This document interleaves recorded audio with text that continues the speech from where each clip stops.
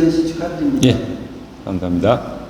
그동안 많은 전시를 통해서 45년간 초현실주의 활동으로 한국적 초현실주의를 정립해 대표적 작가로 알려져 계시는데 이번 전시 설명을 좀 부탁드립니다. 예. 이번 전시는 우리 여기 홍대 앞에 있는 제2구사 갤러리 측에서 초대전을 마련해 줬습니다. 그래서 공간도 벽면도 넓고 그래서 다는 아니지만 제가 그동안 45년 동안 10년 주기로 테마로 시리즈 작품을 해온 것들 중에서 각 그 테마별로 대표작을 몇 점씩 선별해서 낸 전시이기 때문에 어찌 보면 45년 동안의 제 작업의 어떤 그 대표적인 작품들을 한 자리에 모아서 전시하는 저로서는 아주 의미 있는 전시라고 볼 수가 있겠습니다. 그러면 이 작품이 시대별로 지금 정리가 되어 있는 것 같으신데 시대별로 설명을 좀 부탁드립니다. 예, 제가 이제 우선 그 시대별로 현재까지 이제 뭐 평균 10년에서 한 12, 13년을 주기로 테마를 바꿨다 그러면은 1970년대 후반부터 80년대에 중점적으로 했던 작업이 금속성 시대의 은빛 환상 속에서라는 작품들입니다. 그 당시 아주 젊은 나이, 30대 초반의 나이로 이 테마에 도전을 했는데 어찌 보면은 인간성에 대한 그런 어떤 근본적인 문제를 좀 지적하고 싶어서 그 비정한 세상, 그것을 이 은빛 금속성으로 비유를 해서 오토바이라든가 마이크라든가 뭐 커피포트라든가 그 은색 금속성 물질을 테마로 해서 시대의 어떤 비정함과 또 인간성 상실에 대한 고발을 테마로 작업을 10여 년간 했던 작품들입니다. 그래서 지금 여기 보고 있는 이 작품, 요거는 이제 말하자면 제목이 변질된 의식의 비정성이라는 테마의 작품으로 작가 본인이 매우 이제 아끼는 작품이고, 또 금속성 시대의 은빛 환상 속에서라는 이 작품도 사실은 자세히 보면은 밑에 이렇게 금속성에 억눌려 있는 것들이 인간의 군상들입니다. 예, 결국은 이 물질 문명의 인간들이 오히려 속박을 받고 피해를 입는 어떤 그런 느낌을 연출한 그림이라고 볼 수가 있습니다. 또 이 작품 같은 경우도 우리가 흔히 아는 로댕이 생각하는 사람이죠. 여기서는 이제 어떤 인간을 전체적으로 총칭을 하는데 각종 기계 문명 속에 홀로 고민하는 인간의 그 외로운 그런 상황을 기계 문명 속에 파묻혀 있는 상황을 그린 거라고 해서 작품 제목이 이제 문명 이야기라고 나오고 있습니다.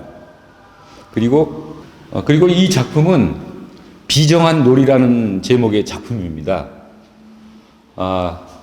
강자가 득세를 하고 약자가 피해를 입고 가진 자들의 어떤 그런 횡포가 심한 시대상을 비판하고 고발하는 작품입니다.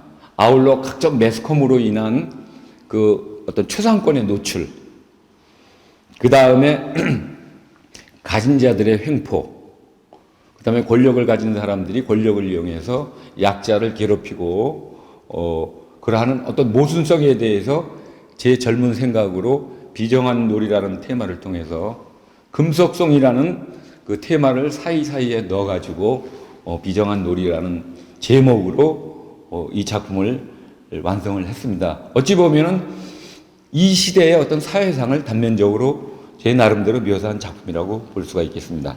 이 작품은 역사적 의미가 담긴 작품 같은데요. 네. 이제 제가 그 금속성 시대 은빛 환상 속에서를 한 10여 년 하고 나서 어떤 감정을 갖게 됐냐면은 내가 그 대한민국의 국민의 한 사람으로서 이제는 좀 역사에 대해서 좀 제가 고민을 해봐야 되지 않을까 하는 어떤 그런 메시지를 이제 나름대로 이제 받았어요. 그래서 너무 현대적인 어떤 이 시대만 그리는 것이 아니라 과거를 재조명하면서 우리 젊은이들에게 역사 의식을 깨우쳐주고 계몽할 수 있는 그림을 한번 또 그려보자 해서 두 번째 테마가 역사의 젠식이라는 테마로 들어갔습니다.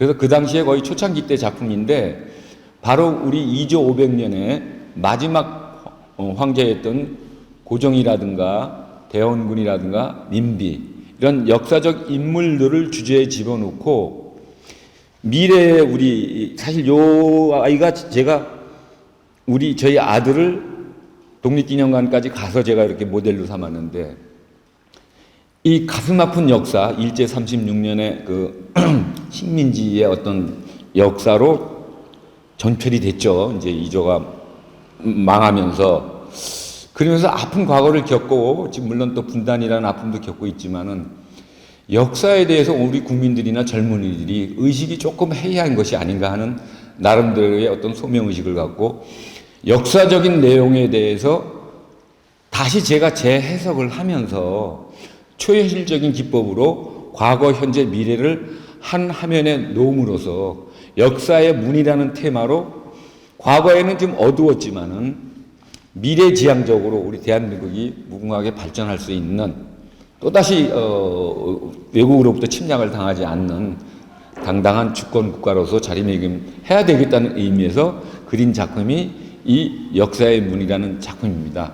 여기서는 밑에 보이는 을사오족도 있고 고정이라든가 민비라든가 대원군들의 어떤 가족 간의 파벌, 외세의 개입 이런 여러 가지 복잡한 그 우리 근대 조선 말기의 상황을 제 나름대로 그려가면서 대한민국이 번영하는 길에 사실 35년간이라는 식민지 시대가 있었습니다.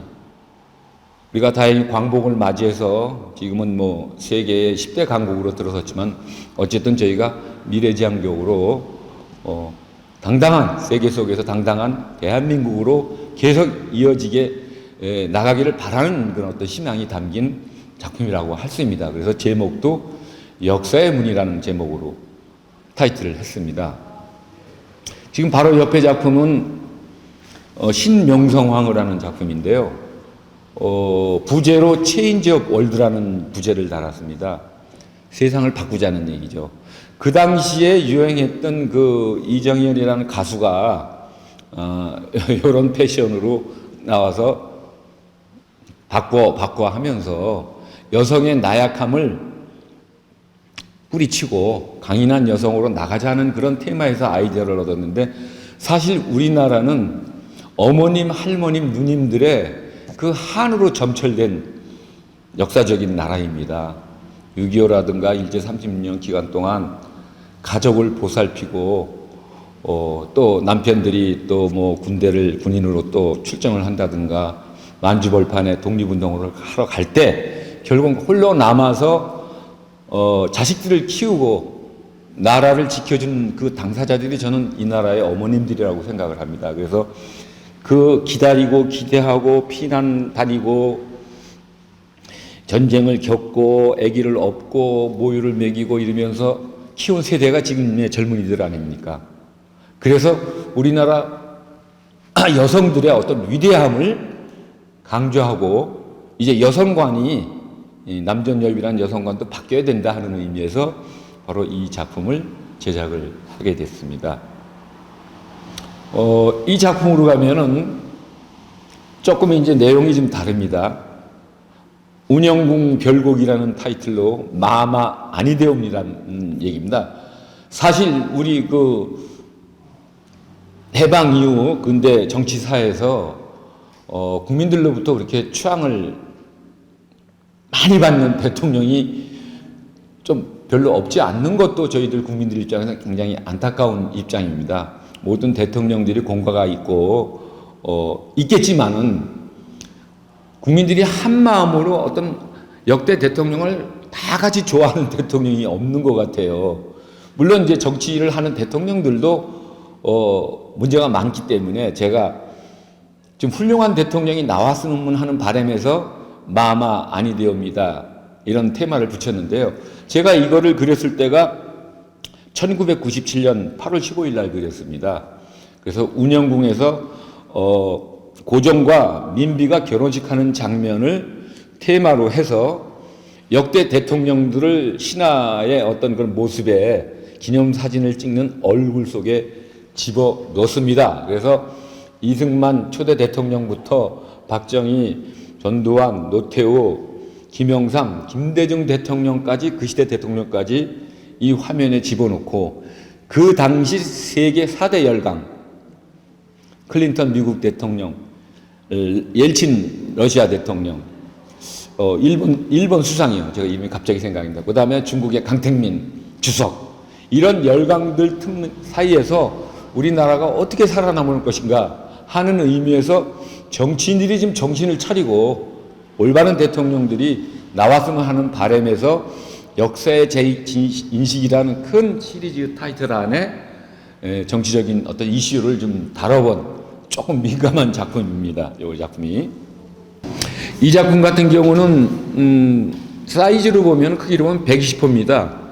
120호인데 그 항상 일본이 지금까지도 추구하고 노리는 게 독도 문제입니다. 어떻게 하면 독도를 자기들이 다시 자기 나라 땅으로 만들까 하는 그런 야심을 품고 있는데, 사실 이 나라는 이 화면에 있는 유관순 열사, 윤봉길 열사, 안중근 열사, 김구유 선생님 같은 분들, 또 많이 올라가면은 고구려 시대의 광개토대왕, 임진왜란 때 이순신 장군 같은 그런 영웅들도 있고 독립투사들이 계셨기 때문에 저희가 지금 독립된 국가로 존재하고 있습니다.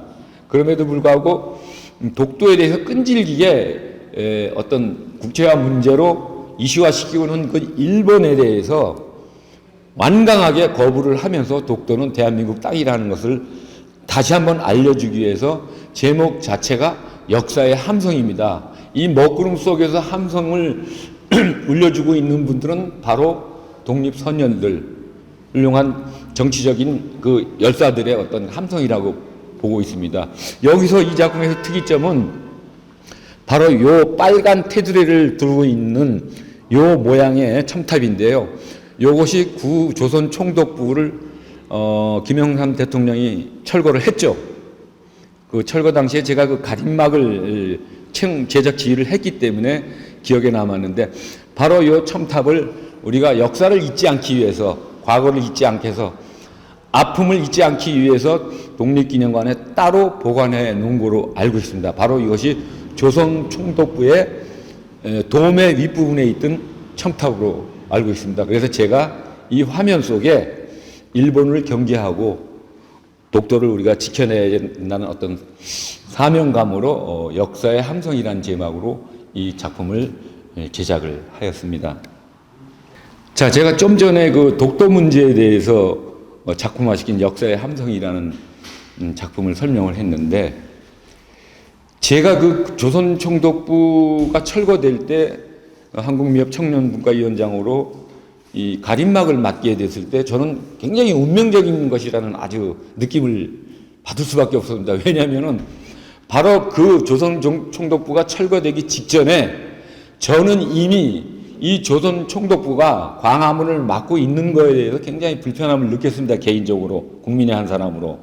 그래서 이순신 장군의 동상과 이 동상이 있던 이 길로 일제시대 때 일본의 군경이 들락날락했던 이 광화문을 테마로 거북선이 이 조선 총독부를 공격을 하면서 조선 총독부를 해체시키러 돌격하는 장면을 제가 그렸습니다.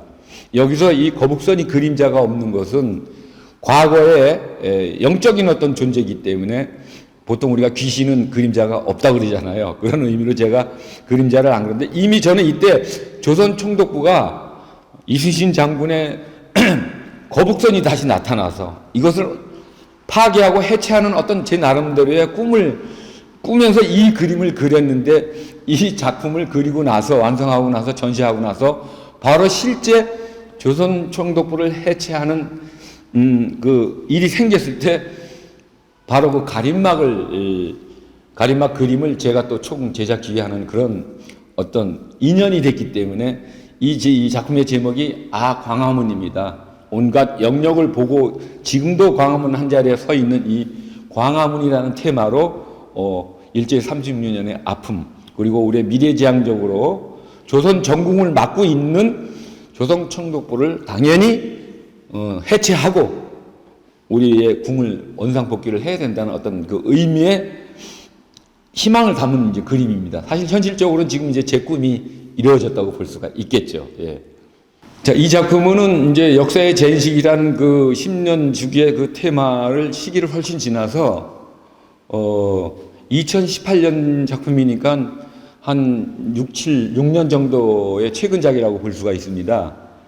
제가 이 작품을 역사의 전식이라는 어떤 작품의 테마는 끝났지만 영속성을 가지고 이 작품을 그린 것은 이순신 장군의 그 정신이 백의 종군이라든가 구국의 어떤 정신이 요즘 시대 젊은이들에게 굉장히 절실하게 필요한 시기가 아닌가 하는 생각에서 이 작품을 그렸습니다. 물론 여기에 당연히 독도가 주제로 들어갔고 우리 어머님 상이 들어갔습니다. 결국 어머님 상이라는 것은 우리나라를 보호해주고 지켜주는 어떤 상징적인 의미고 해군 사관학교 생도들이 장교가 되는 생도들이 그 해군 사관학교 그 깃발을 들고 거북선의 웅장한 모습과 삼도 수군 사령관 그 기와 함께 이것을 그리면서 독도를 막아야 된다는 생각인데요. 지금도 아까도 얘기했지만 이 독도는 아주 끈질기게 일본이 아이간 물고 늘어지는 그런 어떤 시대적 상황이기 때문에 울돌목에서 이순신 장군이 아래를 내려다보면서 작전을 구상하는 장면을 집어넣고 마지막 배가 12척이 남았었습니다. 저나 저에게는 아직 12척의 전함이 남아있습니다. 그래서 12척을 상징적으로 그리면서 결국 우리 국민이 온 한마음으로 독도는 끝까지 지켜내야 된다, 우리 영토로. 그런 의미로 그리면서 이순신 장군의 영웅일기라는 그 테마를 제목으로 이 작품을 그리게 되었습니다. 물론 제가 테마별로 작업을 하지만은 계속해서 또 어떤 이슈가 생겼을 때는 그 역사적인 테마의 그림도 계속 아마 그릴 것으로 제가 이제 예측을 하고 있습니다.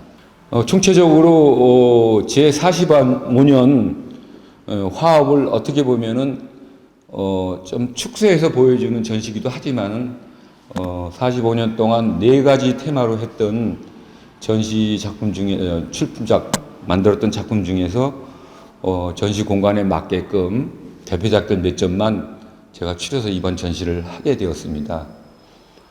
결론적으로 말하면은 초현실주의라는 기법은 한 화면에 많은 내용을 집어넣어야 되기 때문에 기법상으로 보이는 것만 그려서 초현실적인 어떤 분위기를 연출하기는 힘듭니다. 기법상. 그래서 초현실주의자들이 누구나 활용하듯이 과거, 현재, 미래의 장면을 한 화면에 세팅을 하면서 어떤 장면 같은 경우는 현실을 초월한 꿈 같은 세계를 그리는 상황이 연출될 수도 있습니다. 그런데 저는 마냥 꿈이 아니라 지금 우리가 이 시대에 겪고 있는 시대적인 상황, 인간적인 고뇌, 여러 가지 상황을 작품 속에 연출을 시키면서 초현실 기법으로 제가 그리고자 하는 어떤 그 욕심을 다 담아내기 위해서 초현실적인 그림을 그렸다고 볼 수가 있습니다.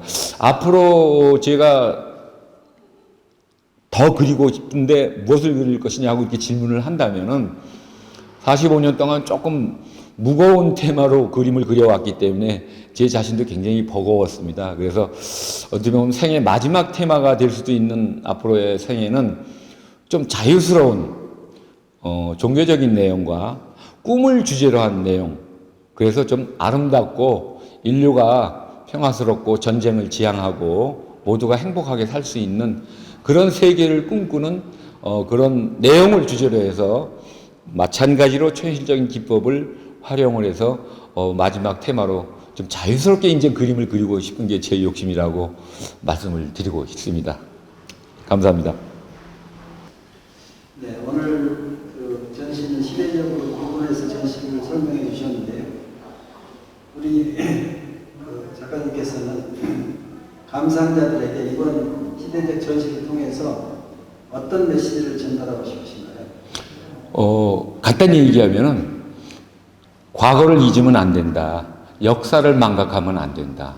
항상 과거 역사를 재인식하면서 미래에 우리의 그 한국의 어떤 그런 위상 또 제2의 외국의 침략을 당하지 않는 강건한 나라로 우리가 대한민국이 존재해야 되지 않을까 하는 그런 역사적인 어떤 계몽의 의식이 강한 내용이 총체적으로 깔려 있다고 보면 되겠습니다. 네, 그러면 이제 그 전원미술가협회 이사장으로도 계시는데요. 이제 앞으로 본인 소개와 더불어 또 회원들에게 인사 말씀 부탁드리겠습니다. 예, 저는 그 사단법인 한국전원미술가협회라는 전국에 10개의 지회를 갖고 있는 수천 명 회원으로 구성되어 있는 단체의 이사장직을 맡고 있습니다. 사실 추대로서 물론 됐지만은 세 번째 제가 맡게 되어서 이제 마지막 봉사라 생각을 하고 지금 소임을 열심히 하고 있는데요. 이 땅의 전업 미술가들이 너무 힘들게 화업을 이어가고 있기 때문에 어떻게 하면은 당당하고 어려움 없이 이 작가로 활동할 수 있을까 하는 문제에 제 나름대로 임원들과 함께 열심히 이 희망적인 앞날을 위해서 좀 노력을 하고 있습니다. 좀 우려스러운 것은 대한민국의 모든 미술 단체들이 고령화돼서 어찌 보면 뭐 부정적인 얘기를 비유하자면 앞으로 미술 단체들이 다 노인정이 될 수도 있는 상황이 오지 않을까 하는 게 저만의 생각은 아닐 것입니다. 그래서 저는 적극적으로 청년 작가들을 영입해서 미래 세대가 앞으로 이 전원미술가협회의 주인공이 돼서 또 다른 후배들을 이끌고 나갈 수 있는 미술 단체로 자리매김 위해서 지금 최대한 청년 작가들을 배려해주고 영입을 해서 젊은 미술 단체로 탈바꿈하는데 온 총력을 기울이고 있습니다. 많은 미술인들이 저와 같은 생각을 갖고 있으리라 믿고 여타 다른 미술 단체들도 함께 젊은 세대들을 끌어들여서 젊은 그런 미술 단체로 탈바꿈하는 그런 시대가 되었으면 하는 바람입니다. 고맙습니다.